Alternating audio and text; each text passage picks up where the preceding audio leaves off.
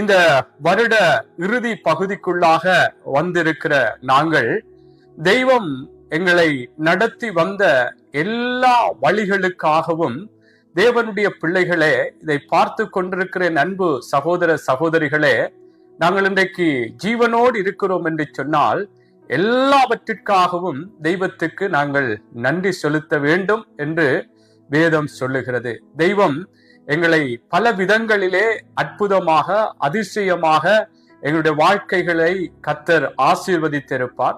சில வேளைகளிலே நாங்கள் எதிர்பார்த்த விடயங்கள், நாங்கள் நினைத்த காரியங்கள் நிறைவேறாமல் கூட போயிருக்கலாம். எல்லாவற்றுக்கும் நாங்கள் இந்த வருட இறுதிக்குள்ளாக வந்திருக்கிற நாங்கள், இந்த வருடத்தை முடிக்க போகிற நாங்கள், தேவனுக்கு இந்த வருடத்திலே கர்த்தருடைய வழிநடத்தல் எல்லாமே என்னுடைய வாழ்க்கையிலே நன்மைக்கு ஏதுவாகவே இருந்திருக்கிறது என்பதை நினைத்தவர்களாக தேவ பிள்ளைகளை நாங்கள் நன்றி சொல்ல வேண்டும். ஏன் நான் எல்லாவற்றையும் நன்மைக்கு ஏதுவாகவே எங்களுடைய வாழ்க்கையிலே செய்திருக்கிறார் என்று தேவனுக்கு நன்றி சொல்ல வேண்டும் என்று சொல்லுகிறேன் என்றால், அன்புக்குரியவர்களே, நாங்கள் நினைக்கலாம் இந்த விடயம் என்னுடைய வாழ்க்கையிலே இந்த வருஷத்திலே நிறைவேறி இருந்தால் நல்லது, இது சந்திக்கப்பட்டிருந்தால் நல்லா இருந்திருக்குமே என்று நாங்கள் நினைக்கலாம்.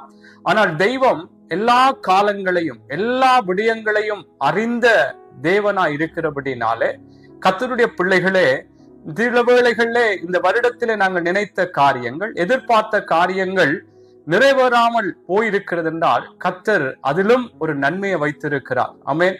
அதிலும் அவருக்கு தெரியும், இதை இந்த வருடத்திலே இந்த மகன் கேட்கிறார், இந்த மகள் கேட்கிறாள், இதை கொடுத்தால் எப்படியாக அவருடைய வாழ்க்கைகள் இருக்கும் என்பதை கூட தெய்வம் அறிந்திருக்கிறபடினால், எல்லா காலங்களையும் தெய்வம் எல்லா விடயங்களையும் அறிந்திருக்கிறபடினாலே நாங்கள் அவருக்குள்ளாக தேவன் ஓகே, இந்த விடயத்தை எனக்கு சந்திக்கவில்லை அல்லது இது எனக்கு இந்த வருடத்திலே நிறைவேறவில்லை, ஆனா எல்லா நன்மைக்கு என்று சொல்லி கர்த்தருக்குள் தேவனுடைய பிள்ளைகளே, நாங்கள் எல்லாவற்றிற்காகவும் எல்லாவற்றிலையும் நாங்கள் தேவனுக்கு நன்றி சொல்ல வேண்டும். ஆமென்.